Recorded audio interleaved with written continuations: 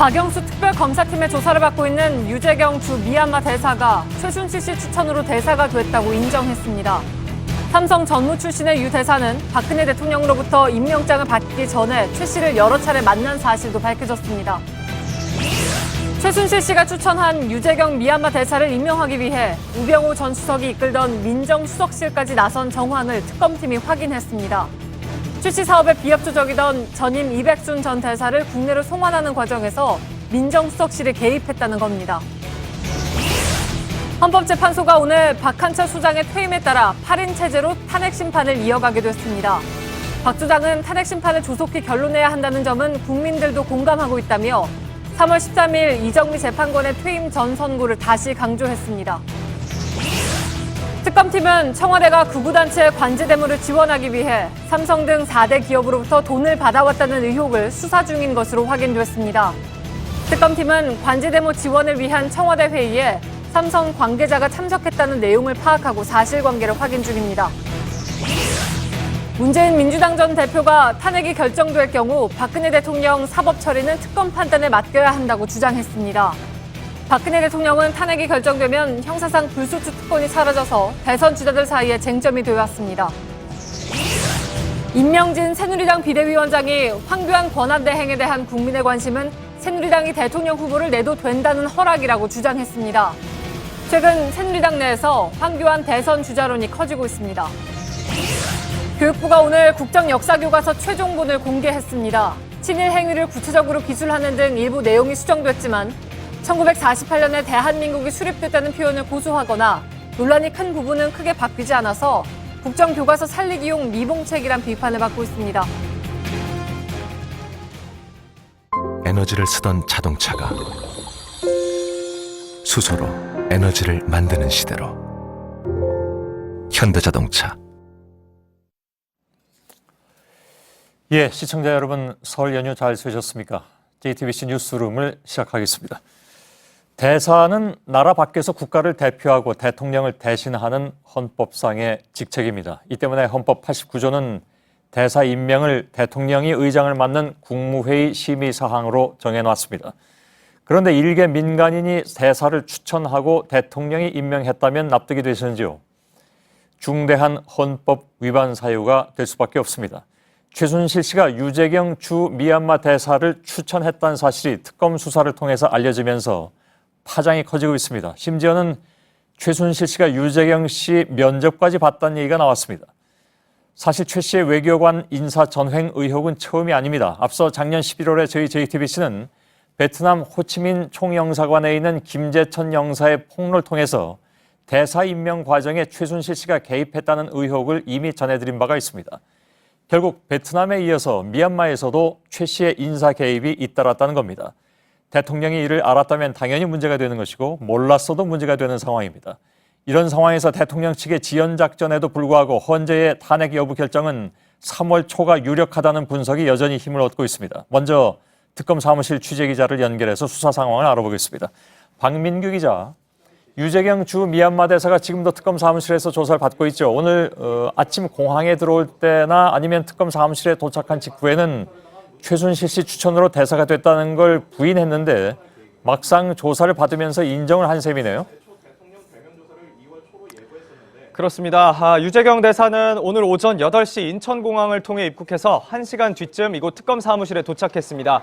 공항에서도 그리고 특검 앞에서도 취재진에게는 누가 자신을 대사 자리에 추천했는지 알지 못한다. 만약 누군가 의도를 갖고 자신을 추천했다면 사람을 잘못 본 것이다. 이렇게 얘기를 했는데 결국 특검 조사실에 들어가선 말을 바꾸고 최 씨 추천이 있었다는 사실을 인정했습니다. 예. 그래서 한나절도 안 돼가지고 말이 바뀌게 된 셈인데 최 씨를 어떻게 알게 됐는지도 얘기를 했습니까? 그 부분은 아직 특검도 파악 중에 있습니다. 일단 유 대사 본인은 출석하면서 최순실 씨를 만난 적이 없느냐라는 기자들의 질문에 특검에 들어가서 말씀드리겠다라면서 답을 피했습니다. 일단 지금으로서는 한 가지 단서는 있습니다. 최 씨가 1990년대부터 무역업 등을 위해서 독일을 드나들었는데 유 대사 역시 2000년대 중반부터 삼성의 독일 프랑크푸르트 법인장 등을 지내면서 독일 생활을 했습니다. 때문에 이 두 사람이 독일에서 만났을 가능성도 있어 보입니다. 예.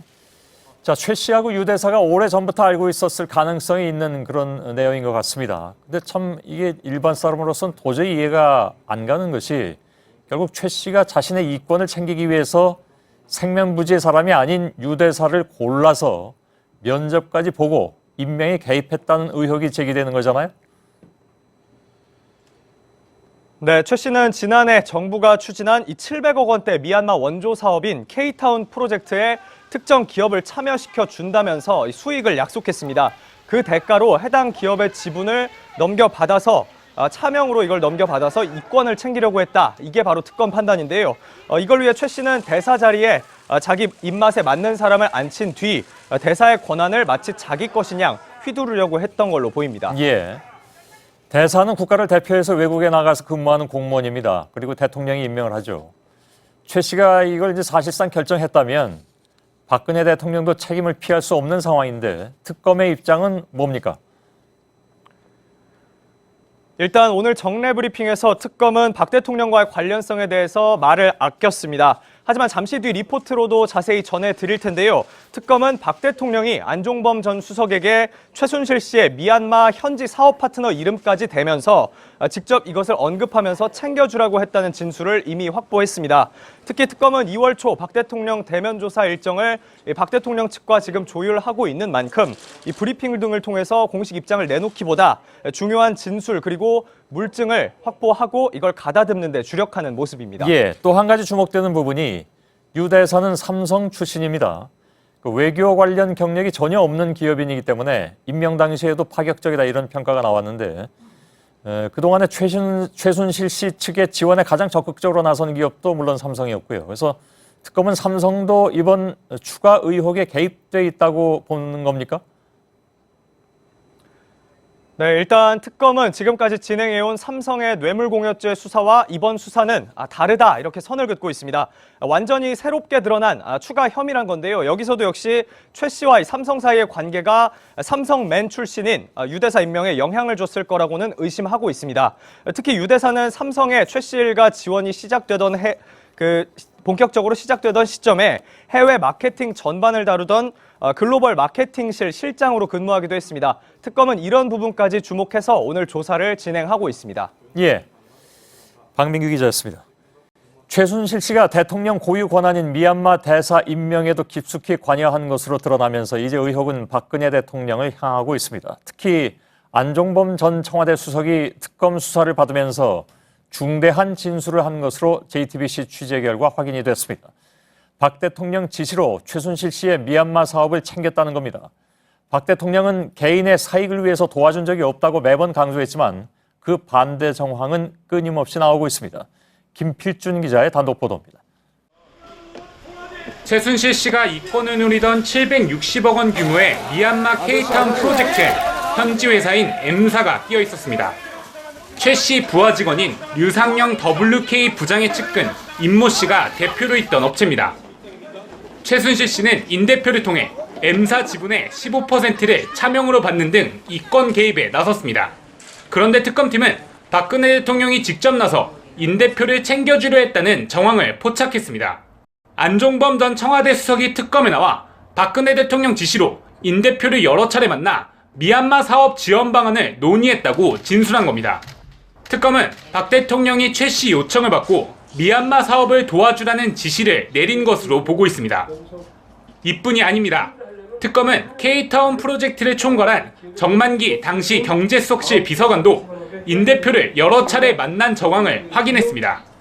특검은 최 씨의 알선 수재 혐의에 청와대가 조직적으로 나섰고 그 뒤에 박 대통령의 지시가 있었다고 보고 수사를 확대하고 있습니다. JTBC 김필주입니다. 박영수 특검팀이 K타운 프로젝트 사업에 비협조적이던 이백순 전 미얀마 대사를 국내로 송환하는 데 우병우 전 수석도 개입한 정황을 포착하고 수사를 벌이고 있습니다.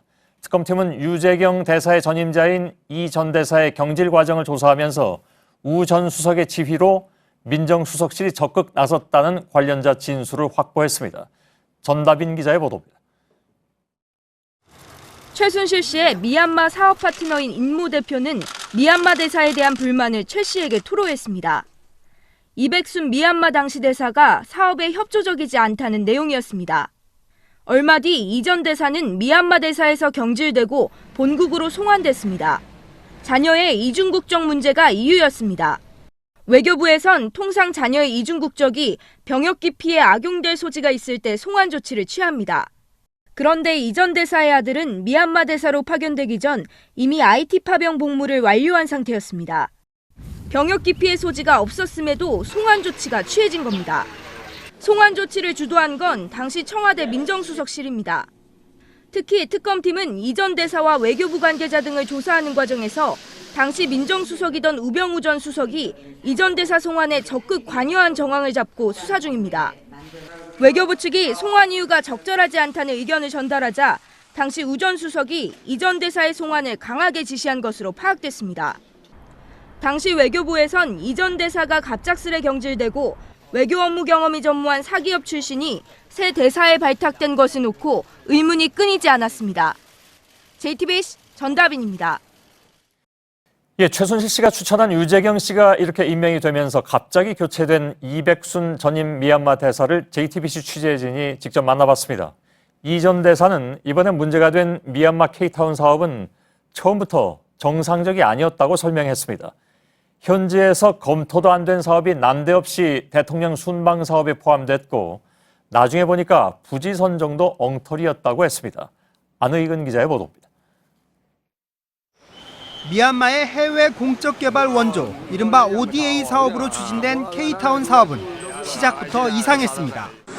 지난해 상반기 박 대통령 순방 계획에 이 사업이 포함됐지만 사업을 추진하는 주무부처도 불확실했다는 게 이백순 전 미얀마 대사 설명입니다. 미르재단이 추진 주체라는 건 당시 외교라인에서 전혀 몰랐고 현지 선교사 아들 출신인 임모 씨가 관여된 건 그보다 더 나중에 알았다는 겁니다. K타운 부지 위치도 적절하지 못했다고 합니다.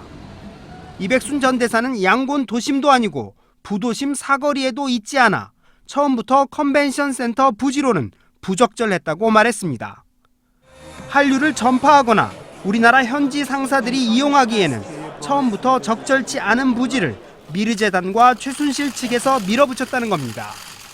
저개발국을 지원하는 데 쓰는 ODA 사업 예산 760억 원을 용처와 맞지 않는 데 쓰려 했다는 점도 또 다른 논란이 될 것으로 보입니다. 외교부는 타당성 결여로 결론나 추진하지 않기로 결정한 사업이며 최순실의 인사 개입은 아는 바 없다고만 밝혔습니다. JTBC 안의근입니다. 예, 대사를 보내기에 앞서서 상대국의 동의를 얻는 것을 아그레망이라고 하죠. 그런데 상대국이 아니라 최순실의 허락을 받아서 외교관을 임명한 것으로 나오면서 최순실 아그레망이다 이런 말까지 나오고 있습니다. 이게 얼마나 심각한 문제인지 취재 기자와 한 걸음 더 들어가겠습니다. 고석승 기자가 나와 있습니다. 대사는 외교관이 나가는 것이 이제 통상적으로 있는 일이죠. 근데 어떻게 삼성 출신이 나가게 됐습니까, 애초에? 바로 특임 공관장 제도를 활용한 겁니다. 예. 인사권자인 대통령이 외교적, 전략적 판단에 의해서 기용하는 제외 공관장을 말하는 건데요. 예. 주로 비직업 외교관 출신들이 이런 식으로 많이 기용됩니다. 예, 그 외교관 대신에 내보내는 거라면 예를 들면 뭐 현지 전문가를 활용하자 이런 취지가 더 강했겠죠. 네, 현지 사정이나 혹은 국내외의 여러 가지 상황을 고려해서 이 대통령이 이 각계 전문가나 혹은 유력 인사들을 이 공관장으로 보내는 건데요. 예. 특히 이른바 이 주요 4강 대사의 경우 이런 식으로 임용되는 경우가 많고 비교적 작은 나라의 경우에는 그 지역의 전문가들을 이렇게 보내기도 합니다. 예. 그런데 최순실 씨가 추천한 이 유재경 씨, 미얀마는 뭐 한 번도 가본 적이 없었다면서요? 네, 미얀마에 대해서는 전혀 아는 바가 없는 사람이었습니다. 예. 더욱이 문제는 유 씨가 임용될 당시의 미얀마 상황입니다. 이 군부 정권이 물러난 뒤에 새 문민 정부가 들어서고 그 과정에서 이 혼란이 계속 이어지고 있는 상황이었습니다. 예. 그런 상황이었다면 더욱이 외교부가 좀 문제를 지적했어야 되는 거 아닌가요? 그 당시에? 외교부는 현재까지는 이 임용 배경에 대해서 아는 바가 없다고 밝히고 있습니다. 예. 하지만 외무공무원법 제3조를 보면 이 특임 공관장은 이 외교부 장관이 제청을 해서 대통령이 임용하도록 돼 있습니다. 아, 예. 상황이 이렇다면 상대 국가의 관계나 또는 이 교민 보호를 위해서라도 당연히 의견을 냈어야 합니다. 예. 실제로 당시 외교부가 우려를 표명했지만 청와대가 이를 무시한 채 인사를 강행했다는 주장도 나오고 있습니다. 예. 아무튼 부처 내에서도 이런 우려가 있었는데 청와대가 그대로 밀어붙였다면 대통령의 의견이 반영됐다고 봐야 되는 것이 뭐 일단 상식적이네요. 그렇습니다. 사실상 청와대의 낙점 인사로 봐도 무방할 것 같습니다. 예. 이 대사 인사에 대해서 외교부가 우려를 표명하는데 이 인사를 강행할 수 있는 사람 대통령뿐이겠죠. 예. 특히 사실상 최순실 씨가 면접까지 봤다는 점이 나오고 있는 마당에 이런 개연성은 충분히 또 있어 보입니다. 예. 특검에서도 바로 이 부분을 구체적으로 수사 중에 있습니다. 예, 일반 부처도 물론 문제인데 우리나라를 대표해서 해외에 나간 대사를 뭐 일개 민간인인, 뭐 민간인을 일개라고 표현해서 좀 그렇긴 합니다만 적어도 이 경우에 있어서는 그 최순실이 면접을 보고 대통령이 낙점했다. 이건 상당히 좀 심각해 보이는 문제네요. 네, 탄핵 심판에까지 영향을 줄 수 있다 이런 지적들이 나오고 있는데요. 예. 상당수의 헌법학자들도 비슷한 의견이 많습니다. 임지봉 서강대 교수는 이 최순실 씨가 대사 면접까지 봤다는 의혹이 만약 사실이라면 다른 탄핵소추 사유들을 볼 필요도 없이 이것 하나만으로도 충분히 탄핵 인용 결정이 가능하다 이렇게 주장하기도 했습니다. 예, 알겠습니다. 고석승 기자였습니다. 이번에는 최순실과 삼성 간에 있었던 일에 대한 단독 취재 내용입니다. 최 씨는 어떻게 해서 삼성이 준 그 막대한 돈을 개인적인 용도로도 마음대로 쓸 수 있었을까? 최순실 씨가 지난 2015년 삼성과 계약을 맺을 때 당시 계약 초안을 검토했던 법률 대리인의 보고서를 저희 JTBC가 단독으로 입수해 봤더니 그 이유가 다 드러나 있었습니다. 한마디로 삼성이란 대기업도 최순실 씨에게는 저자세였습니다. 이희정 기자의 단독 보도입니다. 2015년 8월 21일 최순실 씨의 독일 법률 대리인이 작성한 법률자문 보고서입니다. 삼성이 보내온 계약서 초안을 검토한 뒤 최 씨에게 보낸 겁니다. 보고서는 220억 원에 달하는 삼성의 지원이 최순실 씨의 소유가 되는데 유리하도록 상세히 조언합니다. 계약상 구매하는 모든 물품이 삼성 소유로 돼 있기 때문에 독일 전문 세무사와 이 문제를 우선 논의하라고 하고 삼성의 감사 규칙이 너무 엄격하다는 점을 문제 삼기도 합니다.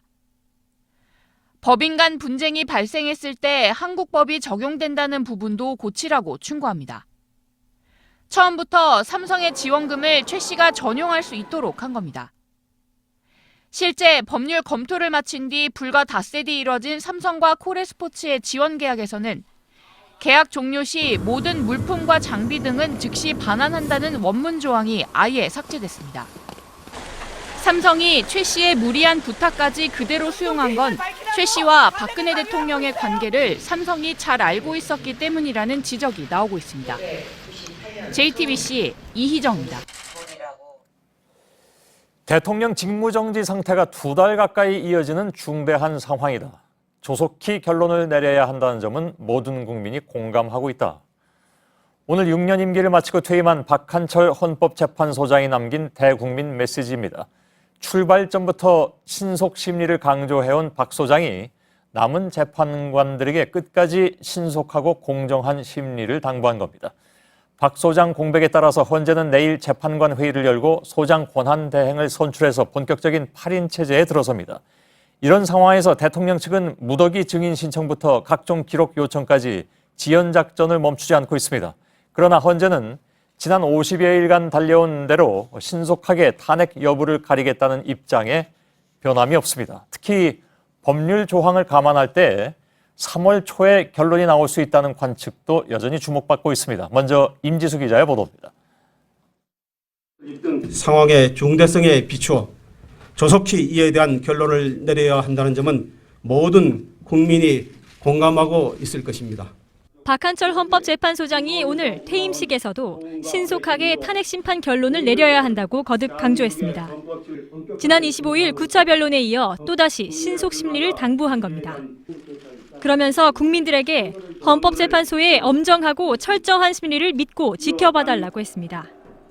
사건의 실체와 법률 위배 여부를 엄격하게 심사함으로써 헌법재판소가 최종적인 헌법 수호자 역할을 다해줄 것이라 믿습니다. 박 소장을 포함한 9명의 재판부는 심리 초반부터 헌법적 비상 상황을 막기 위한 신속 결론을 강조해왔습니다. 이에 따라 합리적인 증거 조사와 증인 채택으로 50여일간 빠르게 심리를 진행해왔습니다. 박 소장은 2013년 4월 박 대통령의 지명으로 취임했으며 검찰 출신 첫 헌재 소장이었습니다. 1988년 헌재 설립 이후 통합진보당 정당 해산 심판과 탄핵 심판을 포함해 모든 유형의 사건을 심리한 첫 재판소장이기도 합니다. 임명 당시 김앤장 근무 경력이 논란이 됐던 박 소장은 지난해 기자들과 만나 퇴임 뒤 변호사 기업을 하지 않겠다고 밝히기도 했습니다. JTBC 임지수입니다. 예, 헌법재판소는 오늘 자정이 지나면 8인 체제가 됩니다. 오는 3월 13일에는 이정미 재판관까지 퇴임하게 되죠. 재판관 공백이 잇따르는 이런 상황 때문에 헌재가 3월 초에 결론을 낼 것이라는 관측이 여전히 힘을 얻고 있습니다. 취재 기자와 한 걸음 더 들어가 보겠습니다. 백종원 기자, 이 문제는 사실 굉장히 좀 관심을 많이 끄는 그런 내용입니다. 아마 이번 그 설 밥상에서도 이 얘기가 가장 많이 오가지 않았을까 생각이 드는데 박한철 소장에 이어서 이정미 재판관까지 퇴임하면 7인 체제가 되죠. 여기서 생기는 문제점 때문에 3월 초까지는 탄핵 심판 결론이 나올 것이다. 이런 관측이 지금 우세한 거잖아요. 네, 그렇습니다. 곧 다가올 7인 체제에 이어서 한 명만 결론이 생기면 결정에 필요한 정족수 7인을 충족하지 못하게 되고요. 심판 자체가 정지될 우려가 제기가 되고 있습니다. 이 때문에 8인 체제가 유지되는 3월 초까지 탄핵 결론이 나올 것이라는 가능성이 나오고 있는 거고요. 법조계에선 3월 첫째 주인 3월 2, 3일 또는 3월 둘째 주인 3월 6일에서 10일 가능성이 거론이 되고 있습니다. 예. 그런데 대통령 지지자들을 비롯해서 일각에서는 심리기간이 더 필요하다. 이런 주장을 계속하고 있고 3월 13일 이후에 7인 체제로도 결정할 수 있는 것 아니냐 이렇게 얘기를 하고 있는데 법률 전문가들은 어떻게 보고 있습니까? 헌법재판소가 이렇게 7인 체제로 결정을 내린 선례가 거의 없다는 지적이 나오고 있습니다. 10년 전인 2006년 8월 말이죠. 7인의 재판관이 결정을 내린 게 확인된 유일한 결정 선례입니다. 특히 법조계에선 현직 대통령의 탄핵 심판 같은 중요 사건을 7인 체제를 유지하며 결정하기엔 부담이 크다 이런 지적이 나오고 있습니다. 예. 탄핵 심판에서 인용 결론이 나면 공직선거법상 60일 이내에 대선을 치러야 하는 거 이건 뭐 다 알고 있는 내용입니다. 이제. 근데 그게 이제 3월 초면 5월 초가 되는데 60일이라면 그때는 공휴일이 집중되어 있기 때문에 심지어 대개 이제 선거가 치러지는 수요일이 석가탄신일입니다. 원래 휴일이라는 얘기죠. 그게 곤란하지 않냐 이런 얘기들이 많이 나오고 있죠. 예, 그렇습니다. 5월 달력을 보면서 좀 설명을 드리겠습니다. 5월 3일 수요일이 말씀하신 대로 석가탄신일, 5월 5일 금요일이 어린이날입니다. 대선을 5월 3일, 4일 또는 5일에 치른다면 아무래도 휴일 또는 휴일 사이에 걸려서 투표율이 떨어질 수밖에 없습니다. 일반적인 선거법 규정상 대선을 수요일 날 임시 공휴일을 정해서 평일에 치러온 것과도 차이가 나게 됩니다. 예. 방금 이제 백종원 기자가 말한 상황을 고려하면 결국 이제 4월 하순에 대선이 치러져야 하고 60일 전인 3월 초에 탄핵 결론이 나와야 한다는 그런 얘기가 되는데 그런데 여기서 또 주목할 부분이 한 가지가 있습니다. 대선을 치른다는 공고가 선거 공고 이게 선거일 50일 전까지는 나와야 한다면서요? 네, 그렇습니다. 공직선거법 제35조 조항 때문에 그렇습니다. 대통령 거리로 인한 선거 규정이 나와 있는데요. 늦어도 선거일 전 50일까지 대통령 또는 대통령 권한대행이 선거일을 공고해야 한다 이렇게 되어 있습니다. 결국 탄핵 결정 60일 이내에 선거를 치러야 하고요. 선거일 공고는 50일 전까지 해야 한다는 이런 규정들을 조합을 하게 되면 3월 첫째 주엔 결론이 나야 한다는 겁니다. 특히 헌재가 목요일에 결정을 많이 내려왔기 때문에 법조계에선 3월 2일 목요일 가능성이 거론되고 있습니다. 예. 자, 중요한 것은 이제 헌재 재판관들의 입장일 텐데 오늘 박한철 소장이 퇴임을 했는데 내부 분위기는 어떻게 파악이 되고 있습니까? 예, 앞서 보신 것처럼 오늘 박 소장도 지난 25일에 이어서 또 한 번 강조를 했죠. 심속한 심리에 대해 국민들이 공감할 것이다 이렇게 강조를 했고요. 재판관들 사이에서도 국정공백이 문제라는 인식과 공감대가 있는 것으로 전해졌습니다. 이에 따라서 8인 체제의 헌재도 지금까지처럼 빠르게 심리정찰을 진행해 나갈 것이다. 이런 말이 나오고 있습니다. 예, 실제로 대통령 측의 지연 전략대로 만약 이게 늘어지면 이게 또 몇 달이 가야 될지 모르는 상황이고 국정공백 상태는 그만큼 지속될 것이기 때문에 그걸 감안하지 않을 수가 없다. 또 일반적인 여론도 동시에 또 감안하지 않을 수 없다. 이것이 헌재 분위기인 모양이군요. 예, 그렇습니다. 예, 백종훈 기자였습니다. 탄핵 심판의 왜곡된 결론을 막기 위해서는 재판관 한 명이 더 공석이 되기 전에 결론을 내야 한다는 것이 헌재의 입장입니다. 방금 말씀드린 것처럼. 근데 대통령 대리인단 측의 시간 끌기 의혹은 계속되고 있죠. 총사퇴 시사 발언도 같은 맥락입니다. 국회 탄핵소추위원단은 대통령 대리인단이 사퇴해도 탄핵 심판은 그대로 진행하는 것이 맞다는 의견서를 헌재에 제출했습니다. 윤영탁 기자입니다. 대통령 대리인단이 지난주 총사퇴 카드를 암시하자 시간 끌기에 대한 비난이 이어졌습니다. 일단 대리인단은 당장 그럴 뜻이 없는 것으로 전해졌지만 여전히 공식 입장을 밝히지 않았습니다. 헌법재판소법에는 개인이 변호사를 대리인으로 선임하지 않으면 심판 수행을 하지 못한다는 조항이 있습니다. 대리인단이 사퇴할 경우 탄핵 심판 중단 우려가 나오는 것은 이 때문입니다. 하지만 국회 탄핵소추위원단은 대통령의 경우 대리인단이 없어도 재판에 문제가 없다는 의견서를 헌재에 제출했습니다. 대통령은 개인이 아닌 국가기관으로 봐야 한다는 것이 핵심입니다. 헌재는 이미 지난 2004년 탄핵소추 절차는 국회와 대통령이라는 헌법기관의 문제라고 밝힌 바 있습니다. 국회 탄핵소추위원단은 내일 탄핵심판 10차 변론 때 이 내용을 다시 언급할 계획입니다. JTBC 윤영탁입니다. 직무 정지 중인 대통령이 본인의 탄핵을 공식 반대하는 특정 매체하고 따로 인터뷰를 하면서 논란이 커진 바 있죠. 이번에는 박 대통령이 청와대 참모를 통해서 특검 수사 내용을 파악하라고 지시했다는 진술이 나왔습니다. 특검이 현직 청와대 관계자에게 이런 진술을 확보한 겁니다. 자신이 핵심 피의자로 연관된 사건의 수사 상황을 직무 정지 중에 청와대 참모에게 시켜서 알아보게 했다는 것이어서 문제는 더욱 심각해 보입니다. 윤서령 기자의 보도입니다. 박근혜 대통령이 김현숙 청와대 고용복지수석에게 특검의 삼성 관련 수사 상황을 알아보라는 지시를 했다는 진술을 특검이 확보했습니다. 지난 3일 특검에 출석했던 최원영 전 고용복지수석에 대한 특검의 조사 내용을 김 수석에게 파악해보라고 했다는 겁니다. 이 같은 정황은 참고인 신분으로 출석했던 김진수 보건복지비서관의 진술 과정에서 나온 것으로 전해졌습니다.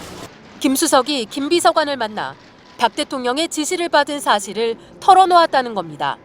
최 전 수석은 2015년 7월 재직 당시 문영표 보건복지부 장관이 국민연금에 삼성물산과 제일모직 합병을 찬성하도록 지시하는 데 관여한 의혹으로 특검에 조사를 받았습니다. 삼성 합병 관련 부분은 박 대통령이 뇌물 혐의 피의자인 상태로 직접 수사 대상입니다. 이와 관련해 김 수석은 대통령으로부터 지시를 받은 바 없으며 소속 수석실 비서관 누구에게도 지시한 바 없다고 주장했습니다. JTBC 윤서령입니다. 예, 직무정지 상태인 박근혜 대통령이 참모들을 동원해서 자신의 특검 수사 등에 대한 대책회의를 했다면 부적절성을 넘어서 또 다른 법적 문제까지 제기될 수 있는 부분입니다. 저희가 취재한 결과 김 비서관은 수사 과정에서 조대환 청와대 민정수석과도 접촉했던 것으로 파악이 됐습니다. 서복현 기자가 나와 있습니다. 자, 일단 청와대는 특검 수사 기밀 확인에 참모를 동원한 정황이 있다. 이런 보도에 대해서 사실 무근이다. 이렇게 주장을 하고 있습니다. 예, 그렇습니다. 청와대는 부인을 했습니다. 그러면서도요, 당사자인 김진수 보건복지비서관에게는 확인한 바는 없다고 했습니다. 예. 그런데 저희 취재진이 확인해 본 바로도 김 비서관은 특검에 나가서 최원영 전 고용복지수석의 특검 진술 내용을 확인해 보라는 지시가 후임자죠. 김현숙 고용복지수석에게 내려졌다. 이런 취지의 진술을 한 것으로 파악이 됐습니다. 예. 그리고 조금 아까 제가 말씀드렸는데 김 비서관이 조대환 민정수석과도 접촉했다. 이 내용도 새롭게 나온 내용이죠? 예, 그렇습니다. 역시 김 비서관이 특검에 진술한 내용인데요. 예. 김 비서관은 삼성 합병 과정에서 국민연금이 찬성표를 던지도록 외압을 넣은 혐의를 받고 있습니다. 예. 그런데 이 특검 수사 도중에 김 비서관은 조대환 청와대 민정수석과 수사와 관련된 대화를 나눴다. 이런 취지의 진술도 한 것으로 파악이 됐습니다. 예. 수사를 받고 있는 김 비서관으로서는 민정수석과의 대화가 상당한 압박이 됐을 수도 있습니다. 예, 상당한 압박이라는 게 뭡니까? 그러니까 특검 수사와 관련해서 어떤 회유 같은 것이 있었을 가능성 이런 건가요? 일단 구체적인 대화 내용은 좀 더 취재를 해봐야 되는데요. 예. 그렇지만 일단 검찰 또 특검 수사와 관련해서 현직 민정수석이 조사 대상인 비서관을 접촉했다는 것만으로도 이 부적절하다 이런 논란이 일 수 있고요. 예. 특히 이 수사 관련 대화 과정에서 김 비서관과 이 조 수석이 상당한 갈등을 빚었고 구체적인 갈등의 내용도 특검에 모두 진술한 것으로 파악이 됐습니다. 아, 그런가요? 예. 조대한 수석은 아시는 것처럼 작년 12월 9일에 박근혜 대통령의 탄핵안이 가결된 직후에 예. 마지막으로 임명한 인사였습니다. 그렇죠. 박 대통령이. 예. 그때 무슨 얘기가 나왔냐면 대통령이 특검 수사 대비를 위해서 민정수석을 임명한 것이다 이런 얘기가 나왔었는데 예, 그렇죠. 지금 나오는 얘기들도 보면 그 얘기가 전혀 일리 없는 얘기는 아니었다 이런 생각도 드는군요. 예, 일단 조 수석에 대해서 좀 설명을 드리면요. 검찰 출신입니다. 예. 그리고 세월호 특조위 부위원장으로 활동을 하다가 특조위 활동을 비난하면서 사퇴를 했습니다. 예. 그런데 이 직무정지 상태에 들어가는 대통령이 검찰 출신, 더구나 세월호 사고에 대해서 잘 알고 있는 이 조 수석을 임명한 것을 두고 특검 수사 대비용이 아니냐 이런 지적이 당시에 나왔었습니다. 예. 박근혜 대통령은 지금 뭐 직무정지 상태고요. 예. 근데 현직 참모들이 박 대통령의 수사 대비를 위해서 동원이 됐다면 예. 이건 좀 매우 부적절하다 이런 얘기가 당장 나올 수밖에 없습니다. 그렇습니다. 이 직무정지된 대통령은요 원칙적으로 청와대 참모들에게 보고를 받거나 지시를 할 수가 없습니다. 예. 이 부분은 국회법에도 정확하게 명시가 돼 있는 부분입니다. 예. 그런데 더욱이 수사나 탄핵 심판을 대비하기 위해서 참모들을 활용했다면 더욱 부적절하다 이런 지적이 나오고 있고요. 그런데 청와대 관계자들 사이에서는 박 대통령이 평일에도 수시로 이 참모들을 불러 수사와 관련된 대책회의를 하고 있다 이런 얘기들이 흘러나오고 있습니다. 예. 그런가요? 참모들하고 대책회의를 한 결과들이 실행에 옮겨진 예들이 있습니까? 예, 그렇습니다. 지난 21일에요. 이 세월호 참사 한 달 뒤에 박 대통령이 블랙리스트 작성을 지시했다는 내용이 김기춘 전 비서실장의 구속영장에 적시돼 있다 이런 보도가 나왔습니다. 예. 그런데 박 대통령 측은 이 보도에 대해서 전면 부인하면서 형사 고소를 결정했는데요. 물론 토요일이긴 했습니다만 박 대통령이 변호인단과 이 대책회의를 하는 자리에 청와대 참모도 함께 있었던 것으로 알려졌습니다. 예. 알겠습니다. 이런 가운데 박 대통령이 얼마 전에 정규재 씨하고 인터뷰에서는 예. 탄핵 기각을 상정해서 그러니까 탄핵이 기각됐을 경우를 상정해서 예. 발언한 내용이라고 정규재 씨가 얘기한 게 있는데 예. 이게 좀 논란이 되고 있습니다. 예, 그렇습니다. 당시에 정규재 씨가 어떻게 물었냐면요. 탄핵이 기각되면 그동안 잘못된 것들은 바로잡혀야 되지 않겠냐고 물으면서요. 검찰권과 언론 보도를 지목했습니다. 예. 그러자 박 대통령이 이렇게 답변했는데요. 직접 한번 들어보시죠. 예. 아마 이거는 한두 사람이 어떻게 한다기보다 국민들이 우리나라가 이제 이렇게 좀 건전하게 나가야 되겠다 하는 쪽으로 뭐랄까 좀 힘을 모아서 좀 더 발전한 나라로 만들어가지 않겠나. 예, 그러니까 이 바로 잡아야 되지 않겠냐 이런 질문에 부인하지는 않았습니다. 일단. 예. 그러면서 이 발전한 나라로 만들어가야 하지 않겠느냐고 이렇게 얘기한 건데요. 이 탄핵이 기각되면 뭔가를 바꿔야 한다 이런 취지로 들립니다. 이 답변은 사실상 이 전현직 참모들에게는 물론 대통령을 수사했던 검찰 그리고 이를 보도한 언론에게는 이 탄핵 기각 시 이에 대한 대응을 하겠다 이런 취지로 읽히고 있기 때문에 예. 논란이 일고 있습니다. 알겠습니다. 무엇을 바로잡는 것인가에 대해서는 사실 시청자 여러분께서 판단하시라고 보고요. 그렇죠. 서복현 기자였습니다. 작년에 전경련이 어버이연합에 자금을 지원했다는 JTBC 보도에 이어서 최근에는 정부가 여러 극우단체의 집회에 자금을 지원했다는 관제데모 의혹을 잇따라 보도해드린 바가 있습니다. 박영수 특검팀도 청와대 정무수석실과 김기춘 전 비서실장 그리고 삼성 등 대기업들이 2014년부터 조직적으로 관제데모를 지원한 정황을 포착하고 수사에 나섰습니다. 김준 기자입니다. 청와대가 10여 개의 극우단체에 지원한 돈은 모두 70억 원에 달하는 것으로 특검은 파악하고 있습니다. 삼성과 현대차, SK, LG 등 재벌기업 4곳으로부터 거둔 돈입니다. 청와대가 나서 진행됐지만 겉으로는 정경련이 지원하는 형식을 취한 것으로 알려졌습니다.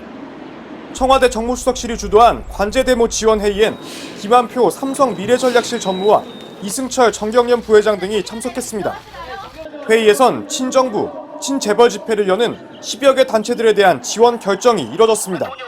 특검팀은 삼성이 가장 많은 지원금을 냈고 삼성과 정경련이 전체적인 지원 액수를 정하면 다른 회사들이 이를 분담한 것으로 보고 있습니다. 특검은 이 과정에서 김기춘 전 비서실장이 관여해 자금을 지원할 이른바 화이트리스트를 실행한 것으로 보고 직권남용 혐의를 추가로 적용할 방침입니다. JTBC 김준입니다. 자, 탄핵 심판 결과에 따라서 조기 대선이 실시될 경우에 이번 설 연휴 민심 상당히 중요할 것이다. 이것이 정치권의 공통된 판단이었습니다. 설 연휴는 이제 끝났습니다. 설 연휴 직전에 그래서 이른바 대선 주자들은 굉장히 신경을 썼었죠. 그런데 설 연휴 이후 조사된 여론조사 결과가 처음으로 나왔습니다. 문재인 전 민주당 대표가 여전히 강세를 보이고 있는 가운데 반기문 전 유엔 사무총장의 지지율이 큰 폭으로 떨어졌습니다. 그러면서 2위 그룹이 만들어지고 있는 모습입니다. 정재윤 기자입니다. 세계일보가 설 연휴 직후 조사한 대선 후보 지지도입니다. 문재인 전 더불어민주당 대표가 32.8%로 반기문 전 유엔 사무총장을 2배 이상 앞질렀습니다. 이어 10.5%를 기록한 민주당 소속 이재명 성남시장의 뒤를 안희정 충남지사가 바짝 따라붙었습니다. 대선 주자 행보 논란이 커지고 있는 황교안 대통령 권한대행 지지율은 8.3%입니다. 안철수 국민의당 전 대표와 오차범위 내입니다. 문재인 전 대표의 독주 속에 반기문 전 총장이 계속해서 하락하면서 반기문, 이재명, 안희정, 황교안, 안철수 5명이 2위 그룹을 이루고 있는 모양새입니다. 문 전 대표는 3자 구도에서도 압도적 1위를 차지했고 양자 구도에서도 반 전 총장의 지지율보다 2배를 앞섰습니다. JTBC 정재윤입니다. 예, 지지도 조사에서 수위를 달리고 있는 문재인 전 대표의 발언 몇 가지입니다. 박 대통령에 대한 사법 처리는 일단 특검 판단에 맡긴다. 탄핵 기각은 상상하지도 않는다 등입니다. 특히 대통령에 대한 사법 처리 문제는 야권 주자들 가운데서는 쟁점이 되는 사안이죠. 김혜미 기자입니다. 문재인 전 대표는 기자들과 만나 탄핵 소추안이 인용되면 박근혜 대통령에 대한 사법 처리는 특검의 판단에 맡겨야 한다고 주장했습니다. 특검이 범죄의 경중이나 사법 정의, 대통령이었다는 사실 등을 종합적으로 고려해 결정을 내릴 것이란 주장입니다. 박 대통령은 헌재 탄핵 인용 결정과 동시에 형사소추를 면제받는 특권을 잃게 됩니다. 이 때문에 탄핵 이후 60일 이내에 치러질 대선에선 이미 피의자 신분인 박 대통령에 대한 수사 방식이 쟁점으로 떠오를 가능성이 큽니다. 민주당 대선 주자들 사이에선 이를 놓고 이미 설전이 벌어졌습니다. 이재명 성남시장이 박 대통령의 긴급 체포를 주장하자 안희정 충남지사가 누군가를 구속해야 한다는 발언 자체가 민주주의에 어긋난다고 반박한 겁니다. 이런 상황에서 문 전 대표는 특검으로 공을 넘기며 논란을 피해갔습니다. 또 그러면서 탄핵 기각은 상상할 수도 없다고 덧붙였습니다. 한편 문 전 대표는 이른바 문재인 대세론과 관련해 설 민심을 확인해 보니 대세가 맞더라는 농담을 하며 자신감을 드러냈습니다. JTBC 김혜미입니다. 이번에는 반기문 전 총장의 발언 몇 가지입니다. 대선 전 개헌이 필요하다. 촛불의 취지가 변질된 것 같다 등입니다. 다만 구체적인 방법론이나 이유 등은 없었습니다. 안지현 기자의 보도입니다. 기자회견은 원래 예정에 없었습니다. 갑자기 잡힌 기자회견에서 반기문 전 총장이 강조한 것은 개헌이었습니다. 모든 정당, 정파의 대표들로 개헌 추진 협의체를 구성할 것과 이 협의체를 중심으로 대선 전 개헌을 본격 추진할 것을 제의합니다. 반 전 총장은 귀국 후 지지율이 떨어지면서 설 연휴를 전후해 여야 정치권 인사를 잇따라 만났습니다. 연대를 모색한 겁니다. 하지만 이렇다 할 성과가 없자 대선 전 개헌을 이슈로 던지고 주도하겠다는 의도로 보입니다. 하지만 일정을 비롯한 구체적인 개헌 방법에 대해선 전문가들이 다시 협의할 수 있다고만 하고 제시하지 않았습니다. 촛불 집회에 대해 묻는 질문에는 취지가 변질됐다고 말했습니다. 광장의 민심이 초기에 그한 순수한 이러한 뜻보다는 약간 또 변질된 면도 없지 않아 있습니다. 그런 면은 좀 경계해야 된다 이렇게 생각합니다. 직접 보지는 못했지만 TV로 보니 촛불 집회가 달라진 것 같다고 덧붙였습니다. 최근 보수층에서 황교안 대통령 권한대행 대체론이 거론되자 촛불의 부정적인 일부 보수층을 노리고 한 발언이 아니냐는 분석이 나옵니다. 반 전 총장은 귀국 직후인 지난 14일 촛불 집회에 대해 기회가 되면 참석하겠다고 말한 바 있습니다. JTBC 안지연입니다. 이런 가운데 새누리당은 황교안 대통령 권한대행을 대선 주자로 띄우는 데 힘을 쏟고 있습니다.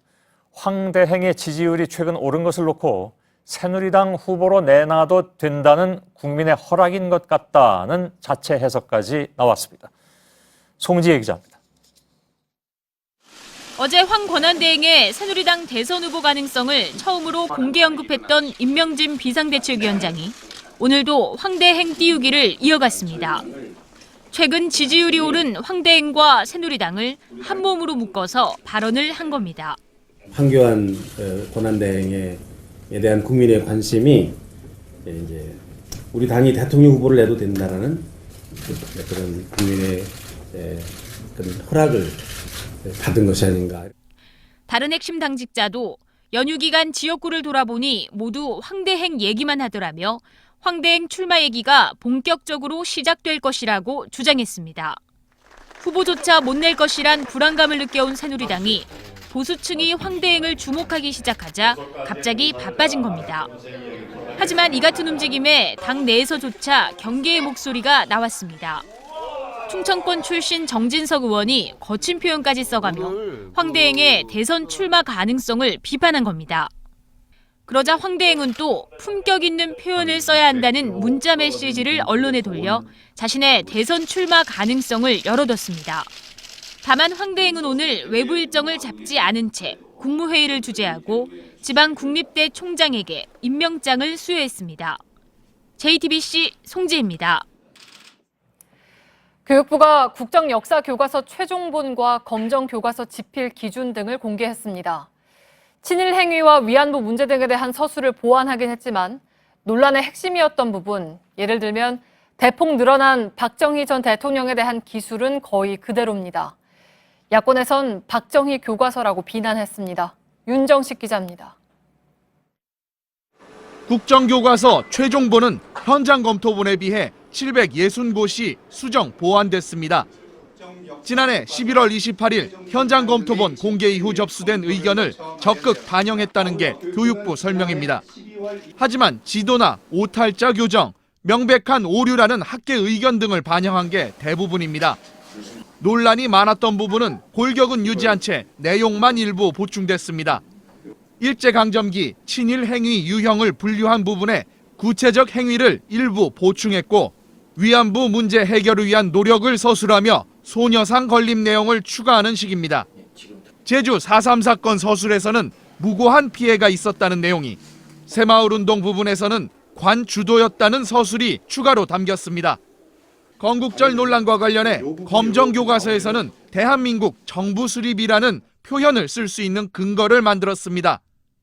하지만 국정교과서는 여전히 대한민국 수립이란 표현을 고수했고 미화 논란이 있었던 박정희 전 대통령과 관련된 부분도 대폭 늘어난 분량까지 거의 손대지 않았습니다. 현대사에서 20%를 박정희 기술에 할애를 했습니다. 그래서 박정희 교과서라고 이야기하는 겁니다. 세종대왕도 2페이지가 넘지 않습니다. 특히 오늘 함께 공개된 편찬심의위원회 뉴라이트 계열 학자들이 대거 포함된 것으로 드러나 우편향 논란도 다시 커지고 있습니다. JTBC 윤정식입니다. 교육 현장에서는 이런 국정교과서를 사용하지 않겠다는 분위기가 지배적입니다. 이 때문에 교육부는 일부 국립학교들을 연구학교로 지정해서 국정역사교과서를 쓰게 하겠다고 밝혔습니다.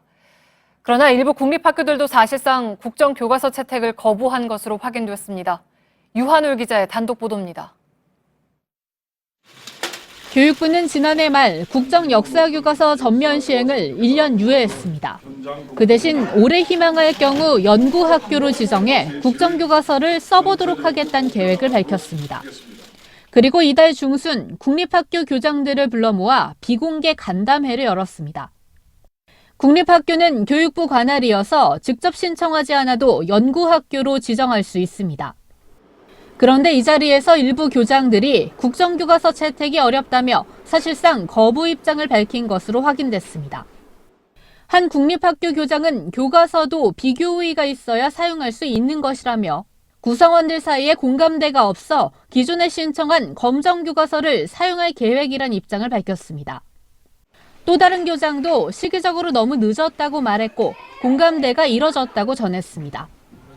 교육부는 연구학교 신청을 하라는 공문을 교육청에 보냈지만 9개 교육청이 이 문서를 학교에 보내는 걸 거부한 상태입니다. 여기에 국립학교들까지 난색을 표하면서 국정교과서 현장 적용은 쉽지 않아 보입니다. JTBC 유한울입니다. 담배에는 건강 증진 기금이 부과됩니다. 담배 때문에 병이 많이 생기니까 세금처럼 돈을 걷어서 건강보험 재정 확충에 쓰겠다는 겁니다. 이 기금을 술에도 부과하자는 논의가 다시 불붙기 시작했습니다. 당장 서민들 지갑열 생각만 한다는 불만이 나옵니다. 구혜진 기자입니다. 지난해 발표된 건강보험정책연구원 연구보고서입니다. 담배에 매기는 국민건강증진기금을 주류에도 확대해야 한다는 내용이 담겨 있습니다. 술이 건강에 많은 해를 끼치니 기금을 걷어 건보재정 확충에 쓰자는 겁니다. 이후 중단됐던 기금 부과 논의가 다시 불붙을 전망입니다. 건보료 부과 방식 개편을 추진하면서 2조 3천억 원의 수익 감소가 예상되기 때문입니다.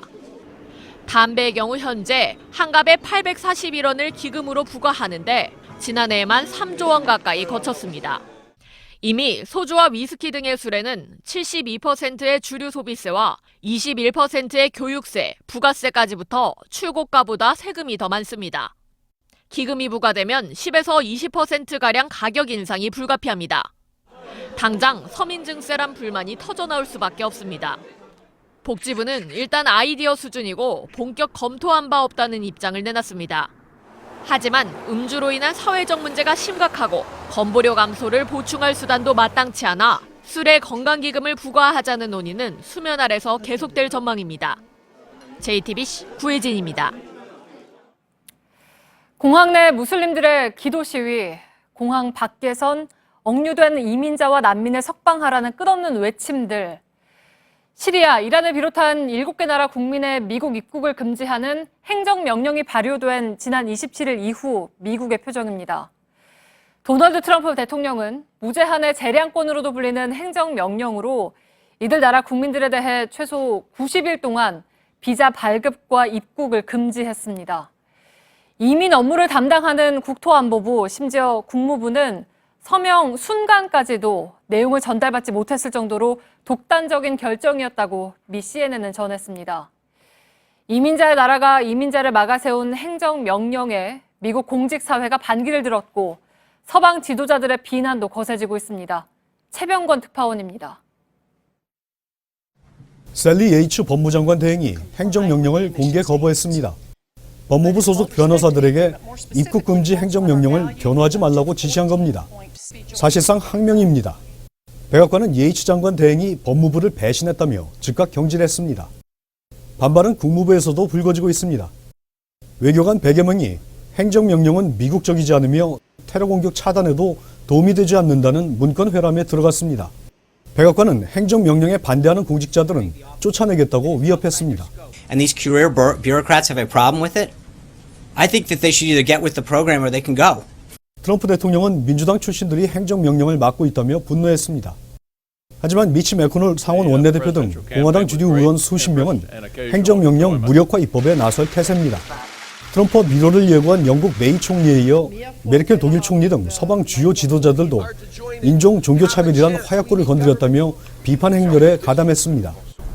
트럼프 대통령이 테러 방지를 이유로 초강경 입국 장벽을 만들려다가 취임 2주도 안 돼 국정 운영의 시험대에 올랐습니다. 워싱턴에서 JTBC 최병건입니다. 네, 이민자들이 아메리칸 드림을 꽃피우는 대표적인 분야죠. 할리우드와 스포츠계, 첨단 산업의 메카인 실리콘밸리는 반이민 정책을 보고만 있지 않겠다는 입장입니다. 부소현 특파원입니다. 먼저 발끈하고 나선 건 할리우드 스타들입니다. 배우들이 모인 미국 영화배우 조합 시상식은 트럼프 대통령을 향한 성토장을 방불케 했습니다.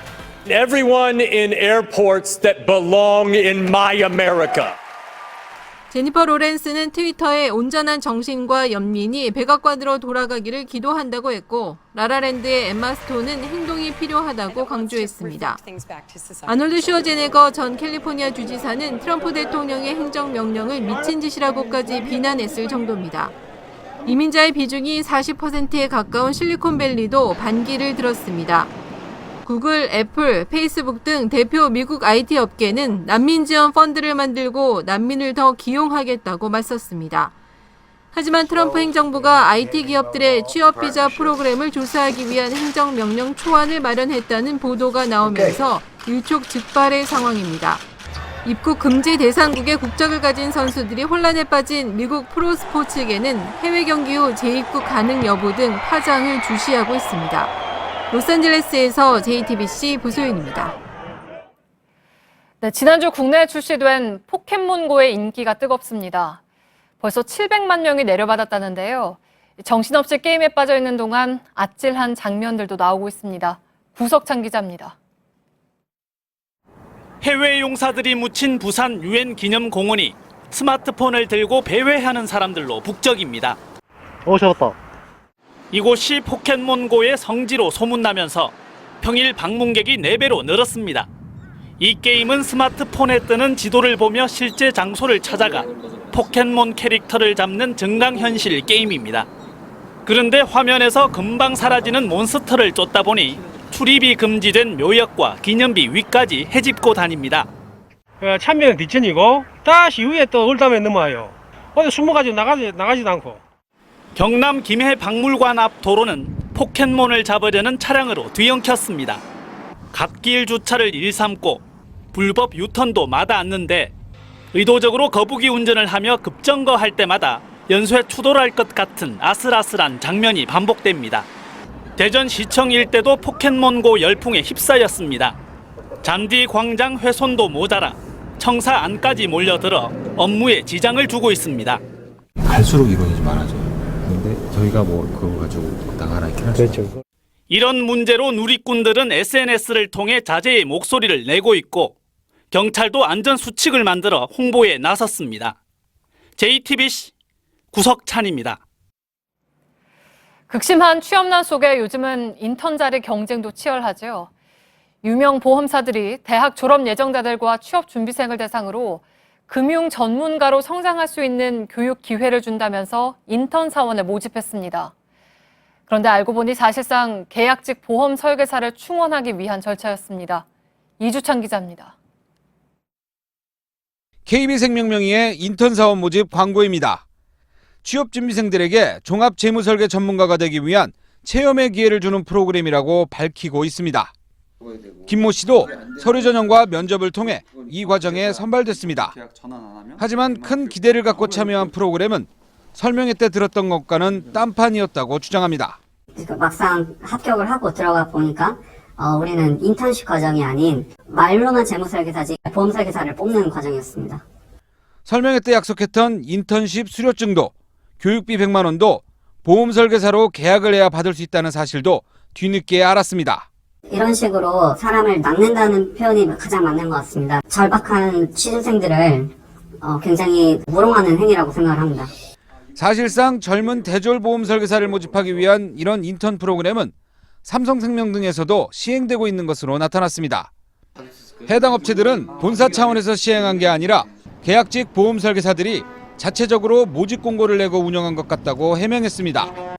하지만 대형 금융사들이 버젓이 자사의 이름을 달고 진행하는 프로그램이 취준생들의 원성을 사고 있는 것을 알면서도 방치한 건 무책임하다는 비판이 나옵니다. JTBC 이주찬입니다.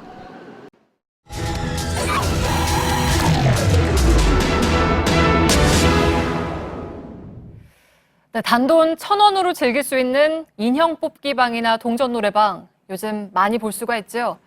불황에 고용 한파로 시달리는 젊은이들의 마음을 사로잡은 것들입니다. 이들이 그토록 뽑고 싶은 건 단순한 인형이 아니겠죠. 밀착 카메라 김도훈 기자입니다. 젊은이들로 붐비는 서울 신촌거리입니다. 빼곡한 간판들 사이로 저렴한 가격을 내세운 노래방들이 눈에 띕니다. 몇 명이서 가는 거예요 지금? 지금 4명이요. 코인 노래방 찾는 이유가 따로 있어요? 싸잖아요. 똑같은 가격이라면 1시간쯤은 더 할 수 있는 것 같아요. 한국에 단돈 250원, 일반 노래방의 절반도 되지 않습니다. 서울 신촌의 한 동전 노래방 입구입니다. 문 앞을 보시면 지폐 교환기와 자판기가 설치가 되어 있고요. 안을 한번 들어가서 보실까요? 방 안을 보시면 지폐 투입구와 동전 투입구가 설치가 되어 있습니다. 원하는 곡만큼 미리 돈을 결제하고 노래를 부르는 시스템입니다. 노래방 안에는 모두 방 14개가 있는데요. 절반 이상은 모두 가득 찬 상황입니다. 손님 대부분은 스트레스를 풀려는 대학생이나 젊은 직장인들입니다. 적은 비용으로도 혼자서도 즐길 수 있어 어느덧 취미가 됐습니다. 값싸게 즐길 수 있으면 아무래도 경제적으로 부담 많이 안 되는 게 좋은 것 같으니까 취미로도 적당한 것 같아서 평소에 자주 오고 있어요. 인형 뽑기방은 불황의 취업난까지 겹치면서 2008년 금융위기 이후 다시 전성기를 맞았습니다. 서울 시내 한 인형 뽑기 가게입니다. 이 안쪽을 보시면 5평 남짓한 공간에 인형 뽑기 기계 10대가 이렇게 빼곡히 들어차 있고요. 기계 안쪽을 보실까요? 주로 애니메이션이나 온라인에서 인기를 끄는 캐릭터 인형이 가득 채워져 있습니다.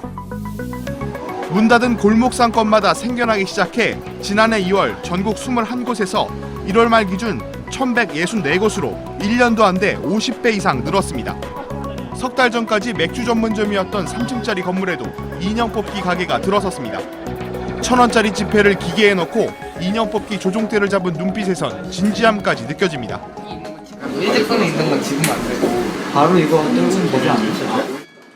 집 개발에서 떨어진 인형을 보며 아쉬워하고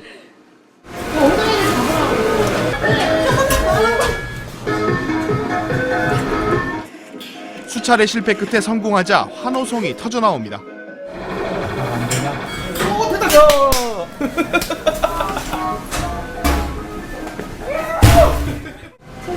완전 좋아요. 그냥 밖에서 사면 비싼데 여기서 하면 잘하면 1, 2천 원으로 잘 뽑히면 좋은 거니까. 경기 침체와 사상 최악의 고용 한파로 값싼 비용으로 즐거움을 찾으려는 놀이문화가 젊은이들 사이에 자리 잡은 겁니다. 이 지금 총 몇 개 뽑으신 거예요? 9개 이상 뽑았습니다. 처음부터 인형 뽑기가 취미셨던 거예요? 아니요, 그건 아닌데 저도 하다 보니까 뽑는 재미, 단돈 1,000원에 뽑힌다는 이런 기분 때문에 하다 보니까. 지난해 기준 청년층의 1인당 부채는 4천만 원으로 4년 전보다 45% 늘었습니다. 주머니 사정 때문에 저렴하고 값싼 것에서 재미를 느껴야 한다는 얘기는 만족감과 취향까지도 모두 낮출 수밖에 없다는 얘기입니다. 1,000원짜리 취미에 위로받는 젊은이들, 깊어진 불황의 또 다른 단면입니다. 밀착카메라 김도훈입니다.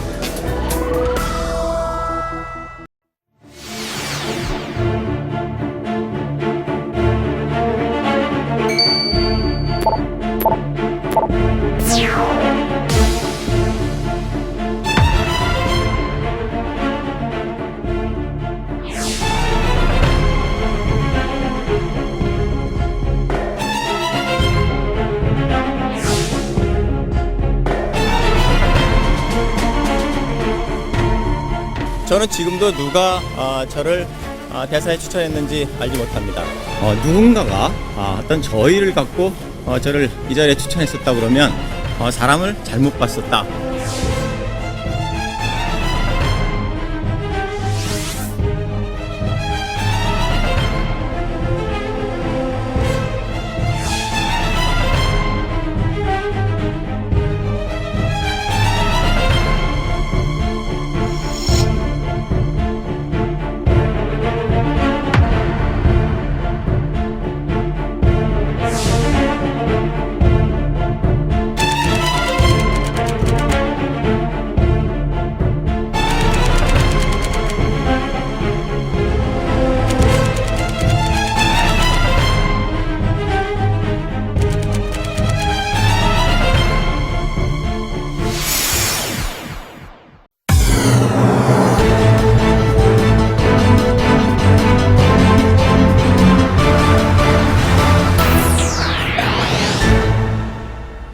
예, 시청자 여러분, 뉴스룸의 앵커 브리핑을 시작하겠습니다. 대략 80년 전인 1938년 10월 30일 할로윈데이 전야에 미국의 극작가이자 연출가였던 당시 약관 23살의 오손 웰스는 우주전쟁이라는 역사상 가장 유명해진 거짓말 드라마를 라디오를 통해서 내보냅니다. 화성인이 지구를 침공해와서 군대는 전멸했으니 탈출하라.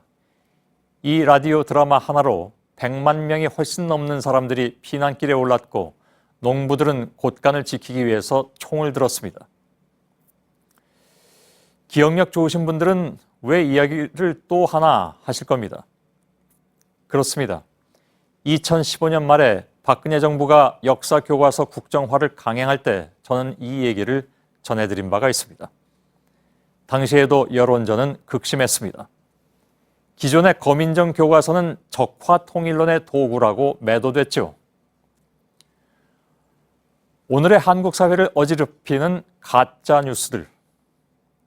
상식적으로 생각해보면 애초부터 성립이 안 되는 비상식으로 점철된 각종 음모론과 조작설들이 전염병처럼 번지고 있습니다. 선명하게 드러난 국정농단의 증거들을 흐트러뜨리고 헌법재판소 결정을 지연시키고 종래에는 어떻게든 지금의 국면을 반전시키고 싶은 잿빛 의도가 그 안에는 숨겨져 있습니다.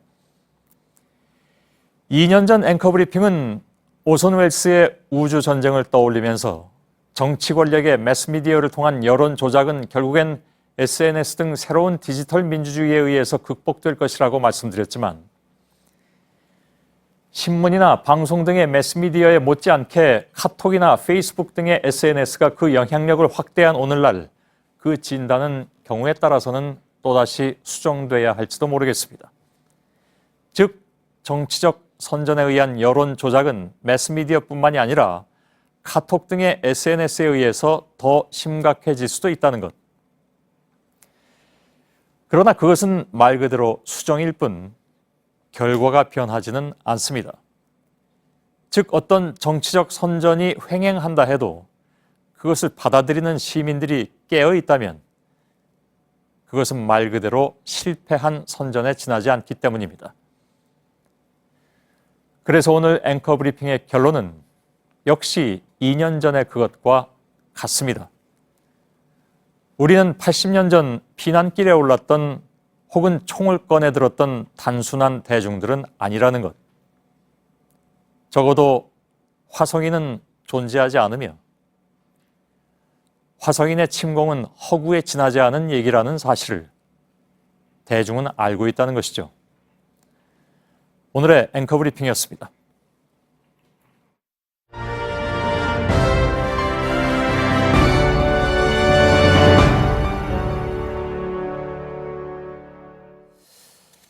자, 특검이 박근혜 대통령을 구속된 김기춘 전 비서실장과 조윤선 전 문화체육부 장관과 공범으로 결론 내린 것으로 보입니다.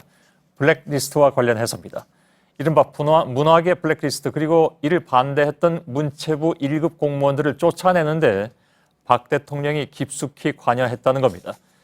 취재 기자를 연결해서 새로 들어온 소식을 좀 정리해드리겠습니다. 자, 정원석 기자. 박 대통령이 문화계 블랙리스트에는 얼마나 관여가 되는 것으로 특검은 보고 있다는 얘기입니까? 네, 블랙리스트의 작성 그리고 관리의 발단이 바로 박 대통령의 발언이었다는 겁니다. 예. 그 문제가 된 발언이 2013년 9월 30일인데요.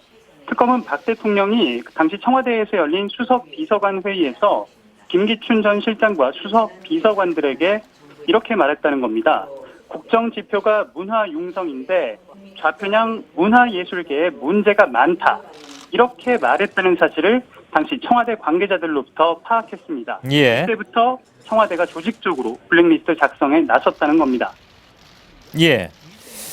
자, 박 대통령이 이런 식의 생각을 가지고 있었다라는 것은 뭐 다른 데에서도 일부 나타난 바가 있습니다만은 여기에 지금 나온 얘기는 공식적으로 수석 비서관 회의에서 비서실장과 수석들에게 이런 얘기를 했다.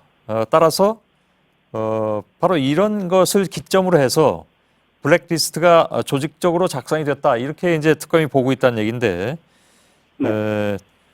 지금 그 결국 블랙리스트를 만들어라 하는 직접 지시가 아니었어도 좌편향 문화계가 문제가 많다 이렇게 한마디 하니까 청와대가 조직적으로 움직였다. 그래서 박근혜 대통령이 관여했다 이렇게 특검은 보고 있다는 얘기입니까? 그렇다면?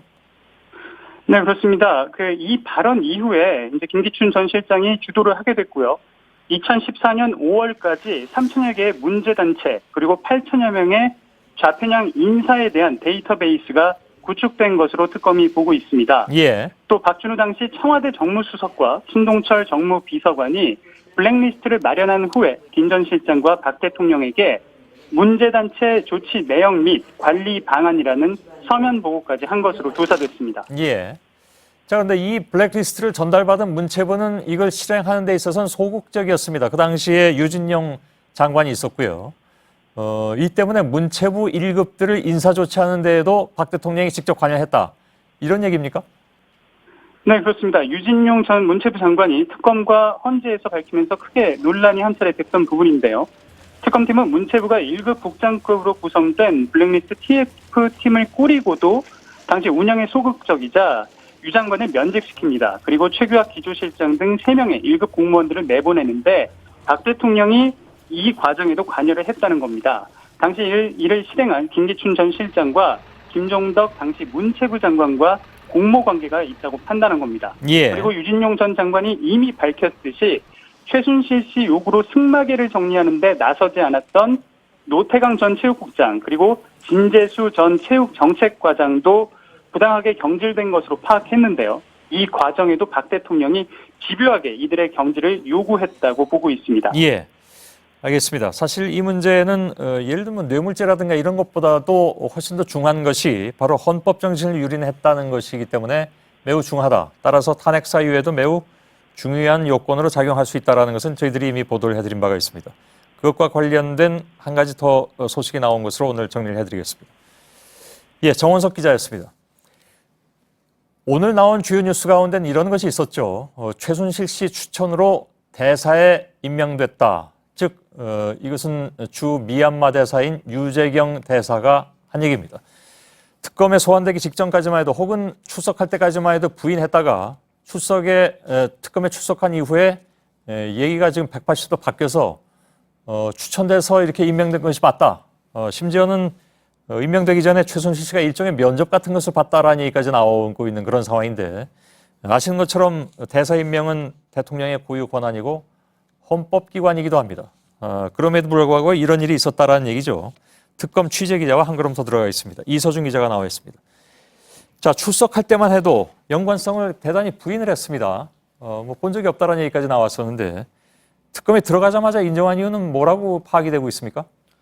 예, 저희 JTBC가 어제 이 유 대사가 최순실 씨와 두세 차례 면담, 사실상의 면접을 받다라는 보도를 어제 했습니다. 예. 그러면서 취재진들이 최순실 씨를 만난 적이 있느냐, 최순실 씨 덕에 이 대사가 된 게 아니냐 질문을 던졌지만 이에 대해서 억울하다는 취지로 얘기를 했고 답을 회피한 건데요.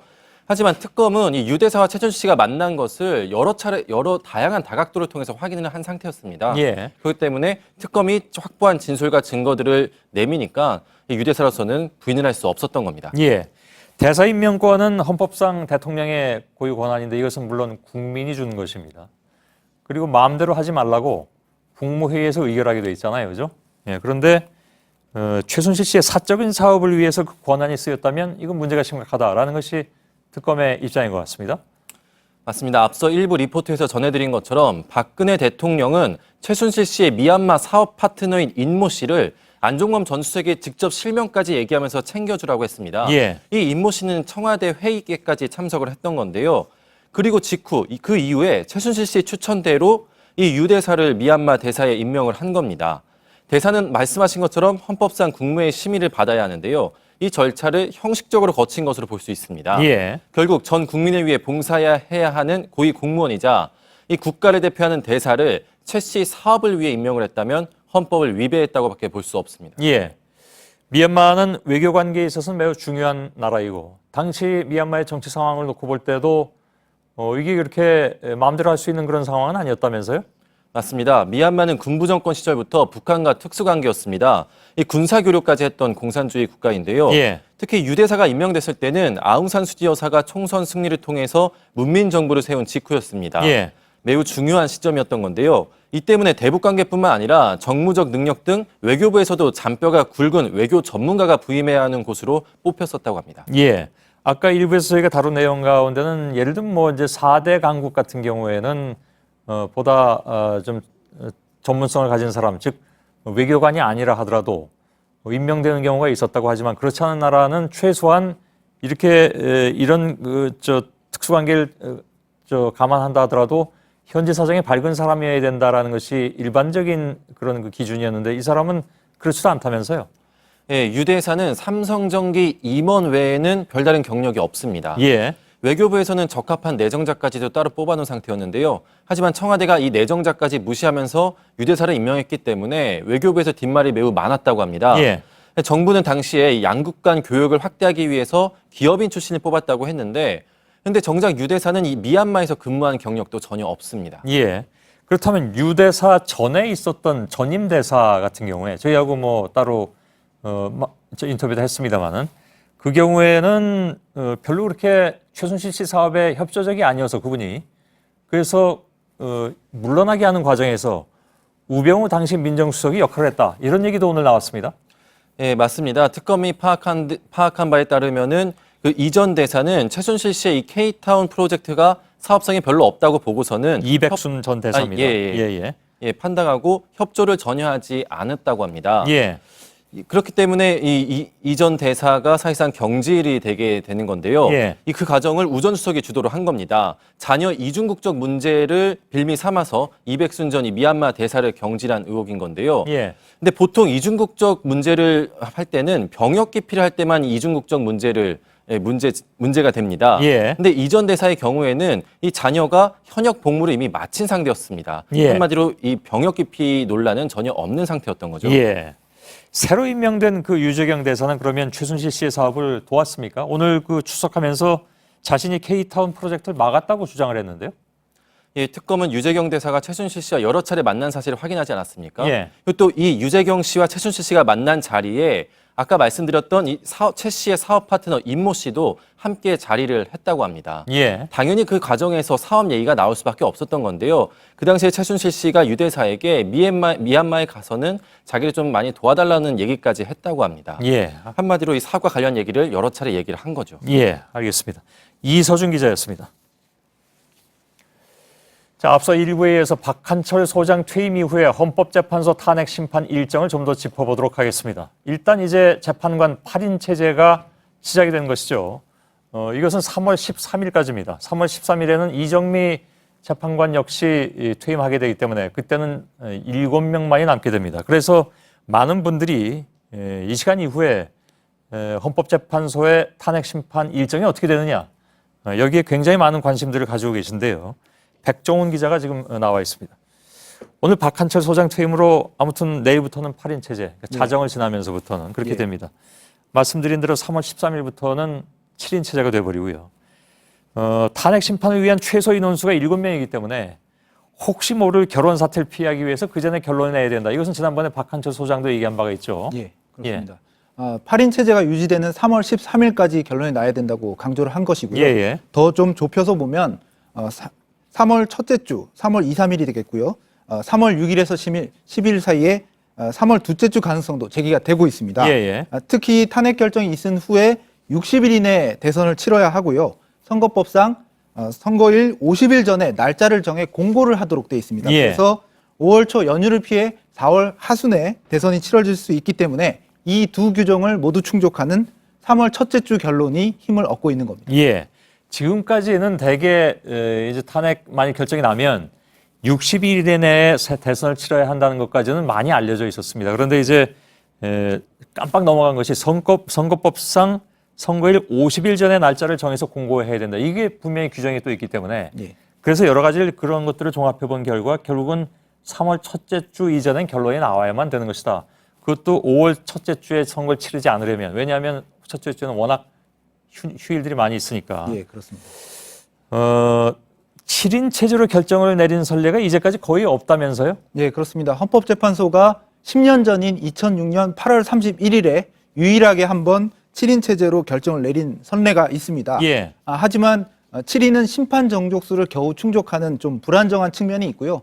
특히 현직 대통령의 탄핵 심판이라는 중요한 사안을 이 7인 체제만으로 판단을 내리기에는 부담스럽다 이런 지적이 법조계에서 나오고 있습니다. 최소한 7명이어야 되는데 만일에 그중에 한 사람이라도 뭐 어떤 일이 있다면 없어야 되겠지만 뭐 그냥 쉽게 얘기해서 굉장히 아파서 못 나온다라든가 이런 경우가 발생한다 하더라도 이게 결정을 내릴 수 없는 매우 극단적인 상황이 되기 때문에 예, 그렇습니다. 그래서 박한철 소장도 지난번에 3월 13일 이전에는 어떻게든 결론을 내려야 된다 이런 얘기를 한 것이고요. 대통령 측은 이런 뭐랄까요, 박 소장의 견해라든가 아니면 국회 소추위원단의 견해가 비슷하다면서 서로 둘이 양쪽이 뭐 이렇게 의견을 쉽게 말하면 뭐 합의한 게 아니냐 뒤에서 뭐 이런 얘기까지 내놨었습니다. 그래서 대리인단 총사퇴 가능성도 지난번에 열어두긴 했는데 그 경우에 심판 일정은 그럼 어떻게 됩니까? 예, 그렇다 하더라도 국회 소추위원단은 결론적으로는 문제가 없다 이런 입장을 밝혔습니다. 예. 의견서를 낸 건데요. 헌재법에 변호사 의무 선임 조항이 있기는 하지만 예. 이것은 헌법재판소에 문을 두드린 일반인, 민간인에 해당되는 규정이란 겁니다. 대통령은 국가기관이기 때문에 이런 규정에 적용을 받는 민간인이 아니라는 것이고요. 예. 또 대통령 측이 심판 지연 의도도 있다 이렇게 지적을 했습니다. 예. 그 민간인이 아니라 헌법기관이라는 것은 이미 2004년 노무현 전 대통령 탄핵 심판 당시에 헌법재판소에서 밝힌 바가 있는 선례가 있기 때문에 예. 특히 재판은 이런 결정 이런 것은 선례가 매우 중요한 거 아니겠습니까? 그래서 그걸 준용하더라도 개인으로 보기는 어렵다. 따라서 변호인 없어도 된다. 예. 이런 쪽으로 얘기가 많이 나온 것 같습니다. 오늘 대통령 측은 오히려 법률 대리인 한 명을 추가했습니다. 이건 어떻게 봐야 될까요? 예, 일단 검찰 출신의 최근서 변호사가 오늘 대통령 측 대리인으로 합류를 했습니다. 예. 당초 헌법재판 전문가로 거물급 변호사가 선임될 것이다 이런 말이 나왔는데요. 명망가 이런 얘기도 나왔었죠. 예, 그렇습니다. 예. 거물급이라는 표현이 그런 표현이었는데 최 변호사는 오늘 퇴임한 박한철 소장의 사법연수원 동기 정도라는 점을 빼면 검사 출신으로서 헌법재판과 관련한 특이한 경력은 눈에 띄지 않고 있습니다. 예, 알겠습니다. 백종원 기자였습니다.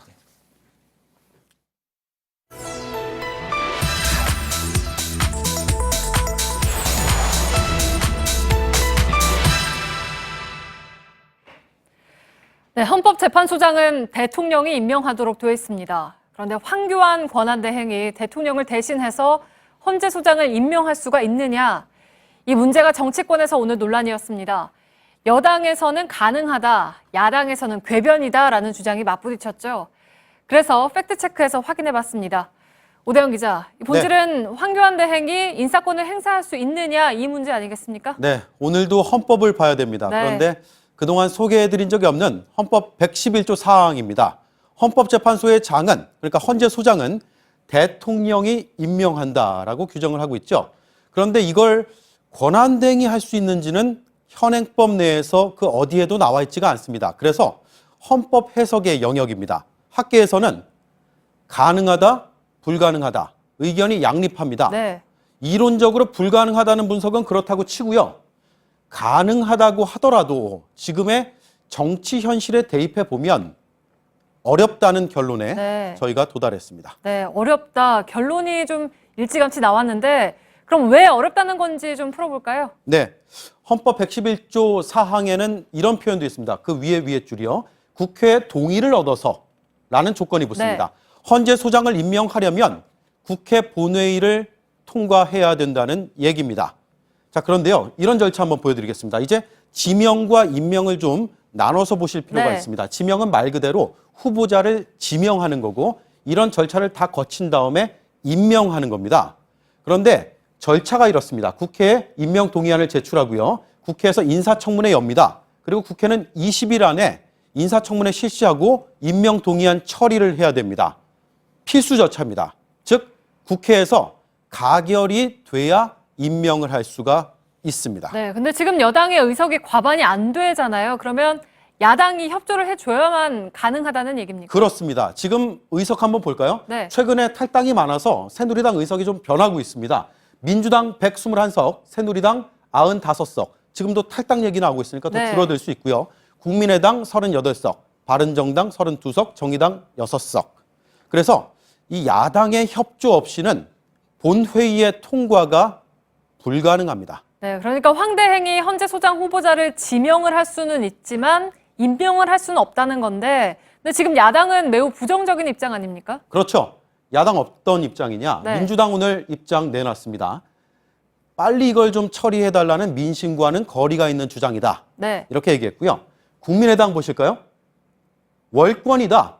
국회 동의 가능성은 0%다. 이렇게 밝히고 있습니다. 따라서 야당의 이런 입장이 바뀌지 않는 한 황대행의 헌재 소장 임명은 불가능합니다. 네, 그러면 헌재 소장 대행을 계속 이정미 재판관에게 맡기고 그 공석이 된 재판관 자리만 채울 수는 있습니까?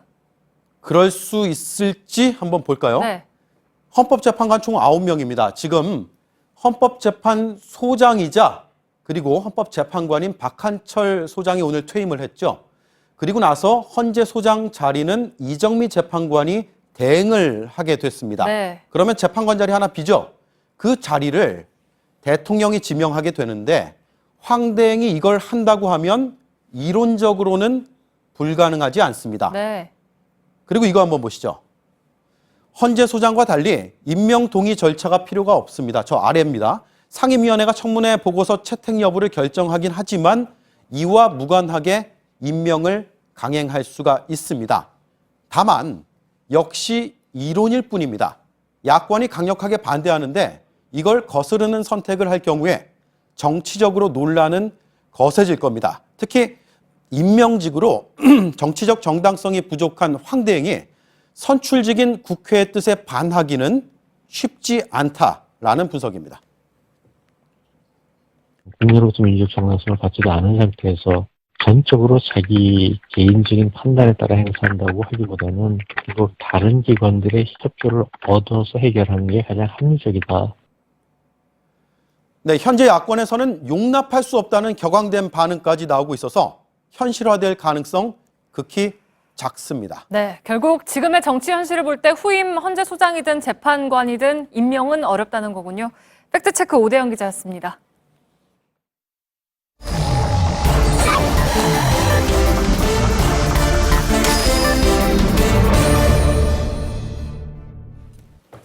예, 비하인드 뉴스 시작하겠습니다. 이성대 기자가 나와 있습니다. 어서 오세요. 예, 자, 첫 번째 키워드는요. 네, 첫 번째 키워드 보겠습니다. 촛불에 대한 예의. 반기문 전 청장이 오늘이었죠. 촛불 민심이 변한 것 같다, 변질됐다, 경계해야 된다 이렇게 발언했는데요. 이 논란이 커지고 있습니다. 그 촛불 집회는 나가보진 않았다는 건데 텔레비전으로 봤더니 그렇게 느껴진다. 근데 구체적으로 처음에 어땠고 그렇다면 지금은 어떻게 변질된 것이냐. 여기에 대해서는 뭐 얘기는 없었다면서요. 그렇습니다. 그래서 더 논란인 건데요. 일종의 인상 비평? 그렇습니다. 예. 직접 참여해서 보고 느낀 걸 얘기한 게 아니라 TV로 봤더니 전체적으로 그런 기운이 느껴진다는 식으로 얘기를 한 거기 때문에 근거가 부족하다는 지적이 나온 건데 자, 불과 20일 전이었죠. 귀국했을 때는 이렇게 얘기를 했습니다. 자, 100만 명이 모였지만 불상사가 없었다. 성숙한 민주주의를 보는 것 같았고 사무총장일 때 자랑도 했다라고 얘기를 했는데 자, 이때 역시도 직접 나간 게 아니라 TV로 봤을 텐데 이때 TV로 봤을 때와 오늘 TV로 봤을 때가 뭐가 달라졌느냐? TV가 바뀐 거냐? 뭐 이런 식의 어떤 논란들이 나올 수밖에 없다는 거고요. 당장 야당 의원은 그래서 이렇게 비판을 하고 있습니다. 자, 광장에 와보지도 않고서 어떻게 민심이 변질됐는지를 알 수 있느냐. 최순실이 얘기한 우주의 기운 뭐 이런 것들이 있는 게 아니냐라는 식으로 좀 풍자를 했습니다. 예. 사실 그 광장에서는 여러 가지 얘기들이 표출이 되죠. 뭐 플래카드를 통해서도 표출이 되고 구호를 통해서도 표출이 되고. 근데 광장에 모인 대다수의 사람들이 인정하지 않는 플래카드 내용이나 구호 내용들은 시간이 뭐 오래 걸릴 것도 없이 바로 그냥 자연스럽게 무시되거나 묻혀버리는 그런 광경들을 많이들 아마 광장에 나간 분들은 보셨을 텐데 그래서 나가보지 않고 이렇게 판단하는 것은 문제가 있다. 이렇게 해석이 되는 것 같습니다. 근데 사실 촛불 민심이 각자의 입맛대로 재단되는 것은 이번뿐만이 아니었던 것 같습니다. 그렇습니다. 그런 사례 비하인드 뉴스에서도 여러 차례 소개를 해드렸는데요. 다시 한번 좀 정리를 해봤습니다. 자, 국민의당 같은 경우에는 촛불 민심은 개헌이라면서 민주당의 개헌을 촉구하기도 했었습니다.